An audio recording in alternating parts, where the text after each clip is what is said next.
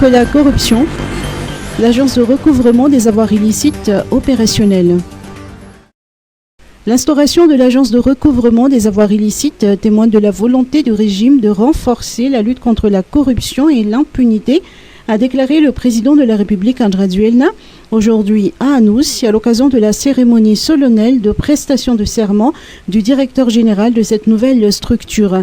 Emir Soulouahman, le directeur général de l'ARAI, a souligné que l'agence reste indépendante même si elle est rattachée à la présidence de la République. Sa mission consiste à restituer les avoirs détournés. À ce titre, la chasse au détournement de fonds a commencé. Rappelons que 111 milliards d'arrières d'avoirs illicites sont prêts à être saisis, indique le Comité pour la sauvegarde de l'intégrité. Banque mondiale, une croissance économique revue à 2,6%. La Banque mondiale prévoit pour Madagascar un ralentissement de la croissance économique à 2,6% pour cette année, un taux inférieur par rapport à ce qui a été prévu dans la loi des finances initiales, qui est de 5,4%. Cette situation établira le taux de pauvreté à près de 81%, indique la Banque dans sa note de conjoncture économique de Madagascar.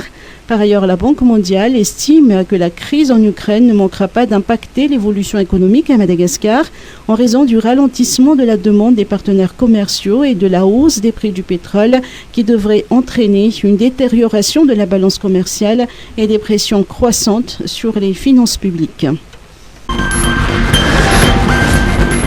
Éducation nationale, un calendrier scolaire unique pour tous.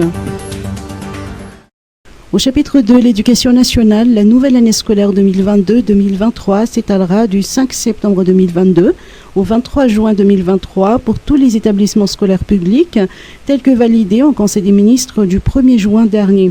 Ainsi, l'année scolaire 2022-2023 durera 36 semaines et sera divisée en 5 périodes. Marcelin Tsarassi, dit directeur de l'Office national de l'enseignement privé, a précisé que ce calendrier scolaire avait été élaboré en concertation avec toutes les parties prenantes, entités publiques et privées, dans la Direction nationale des écoles privées et qu'il devrait être adopté par tous les établissements privés. Toute dérogation à ce calendrier devrait faire l'objet d'une demande préalable auprès du ministère de l'Éducation nationale. Le Conseil des ministres a également validé le calendrier des examens officiels de la prochaine année scolaire.